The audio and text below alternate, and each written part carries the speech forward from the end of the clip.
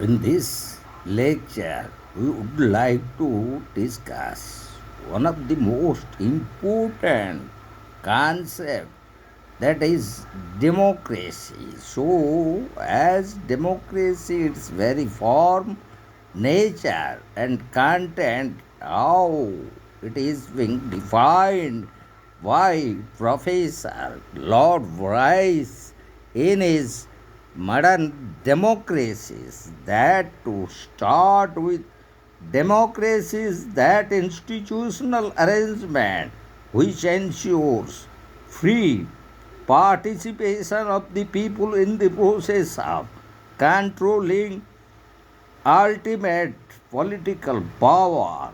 So, in a democracy, the people control the government, but this does not imply rule by all the people or by the majority. By counting the heads of the adherents, we cannot discover the essence of democracy.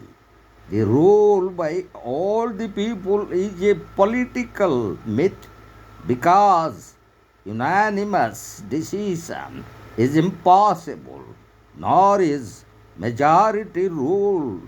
The essence of democracy, as it is being defined by Lord Bryce in his work Modern Democracies. And now we'll discuss the views of Maciver in his work The Web of Government. So, according to Maciver, democracy is not a way of governing, whether by majority or otherwise, but primarily a way of determining who shall govern and broadly to what ends. So, freedom of choice thus is the basic core of democracy. The people must be given the freedom to choose who shall govern. This question can be decided only by referring it to public opinion and accepting on each occasion the verdict of the polls. Hence, democracy is traditionally associated with coexistence of ideas, with the right to differ, and with the resolution of ideological differences, not by bullet but by ballot. So, now we'll discuss what exactly the views of Professor Ernest Walker in his work Principles of Social and Political Theory. So, in that work, Professor Barker expressed that parties are the principal media through which the ideas flow from their social reservoir into the system of the state and turn the wheels of the political machinery in that system. Thus, parties act as the bridge between social thought and political decision in democracy, as it is defined by Professor Ernest Walker in his work Principles of Social and Political Theory, and as regarding Professor C.D. Barnes, who in his political ideas defines democracy as an ideal is a society of equals, in the sense that each is an integral and irreplaceable part of the whole. So, the very form the appropriate discussion that the necessary conditions on which the democratic method of government depends are coexistence of ideas and parties, the right to free discussion, universal adult surface, and periodical elections. So, for democracy is the antithetical to dogmatism, as Professor Maciver observes. In fact, it is of the essence of democracy that it is not tied to any transcendent creed, to any particular doctrine of man's role or of his destiny. So, now we'll discuss the different forms of democracy. So, as we found, one form is direct democracy, and the second one is indirect democracy. So, in the ancient city states of Greek, democracy was direct right. The citizens of these city states were the direct participants in the management of public affairs.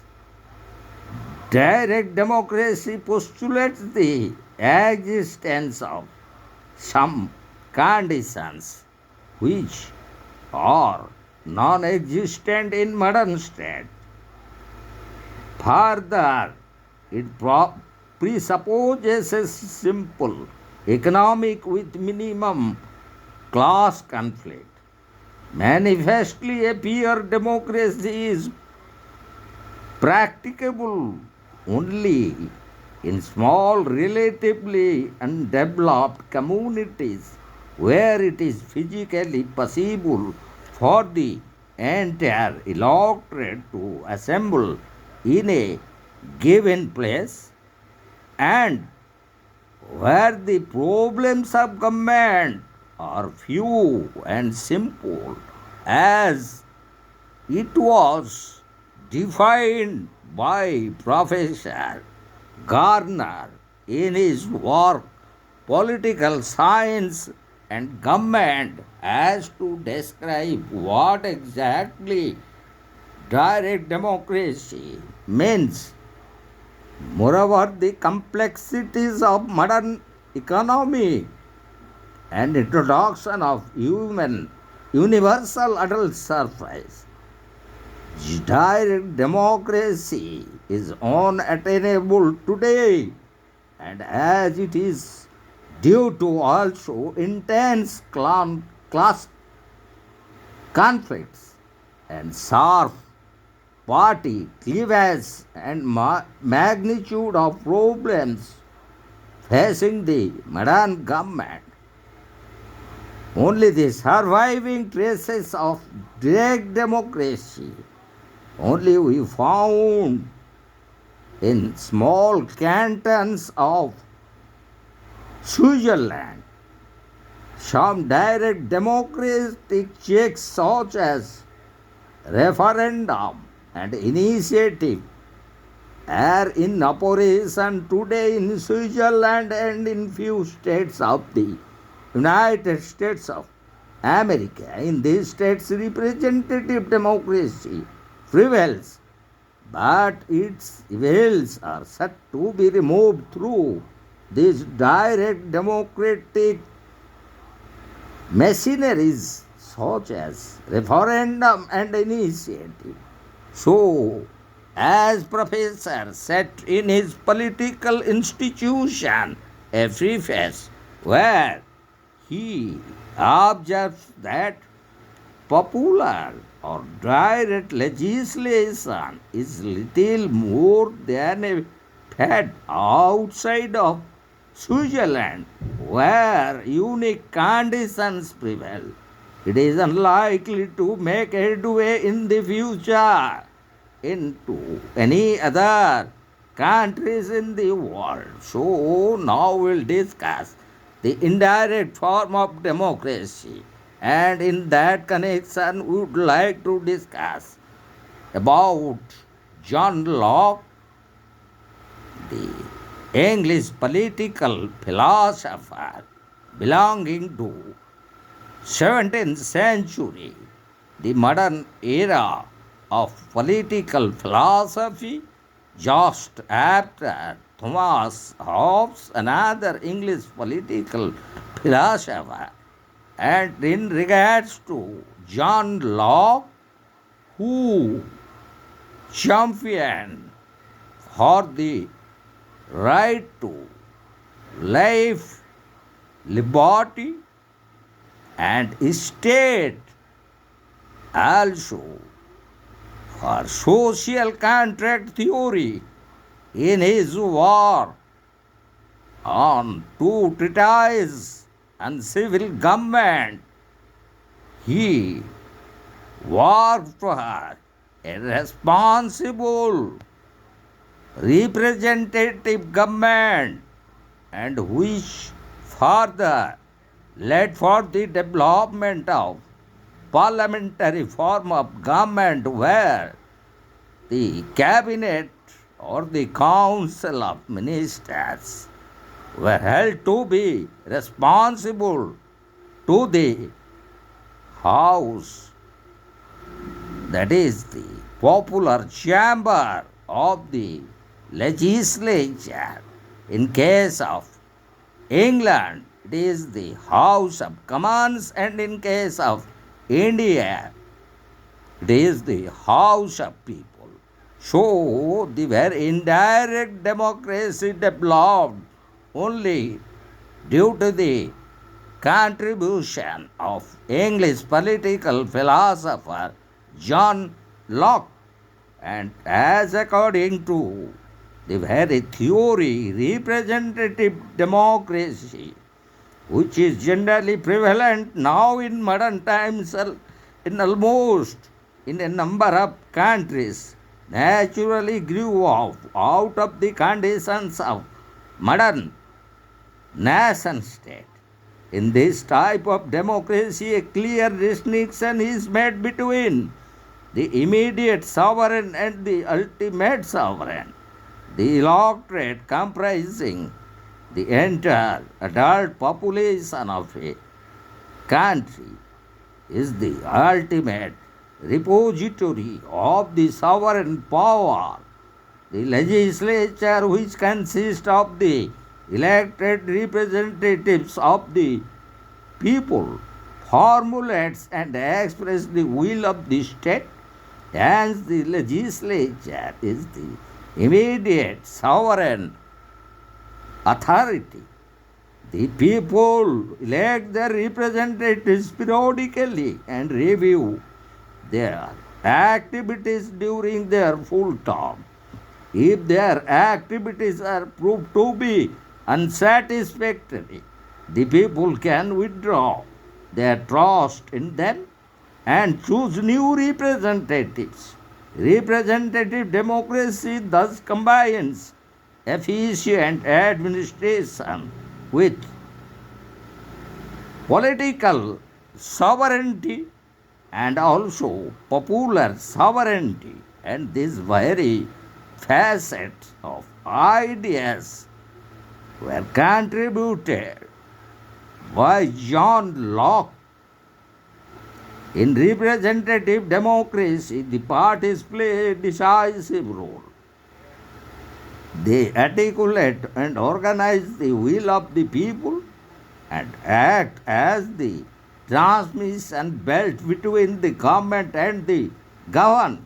Thus, representative democracy and political party system are twins. And now we'll discuss the very conditions of democracy. So, in regards to condition of democracy, we would like to discuss the views of Professor Ernest Walker, who, in his principles of social and political theory, express about the external conditions and internal conditions found in democracy. So, in regards to that, as Professor Barker expressed those external conditions as material conditions and those internal conditions as mental conditions. So, according to Barker, national homogeneity and social homogeneity constitutes the material base of democracy. The spirit of national homogeneity or what? Consciousness of kind is fostered by the prevalence of a common medium of expression and a common heritage, and which, according to John Stuart Mill, the great champion of liberty, who insisted on the mononational state as a condition of successful democracy. So also, Professor Barker emphasized on social homogeneity as another important material condition of democracy. And according to him, a country run by class division can hardly develop a democratic mind.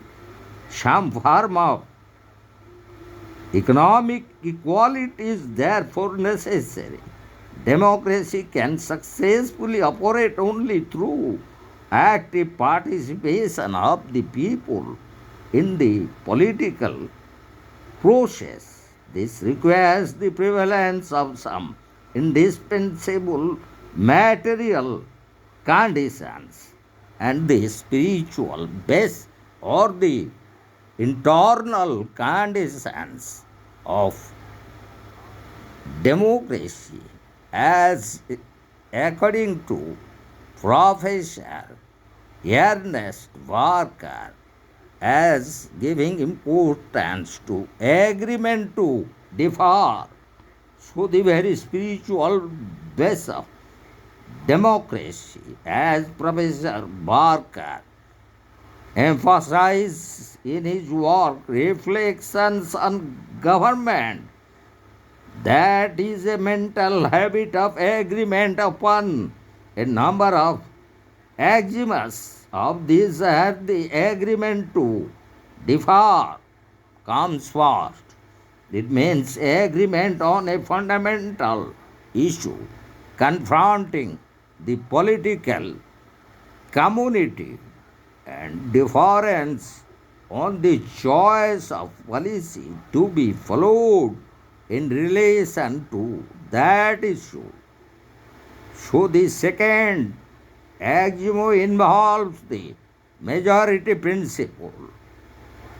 On its formal side, the majority principle implies an agreement or obligation of all to accept the decision of the greater number as the decision of all, as it was expressed by Professor Ernest Barker in his important work, and that is Reflections on Government.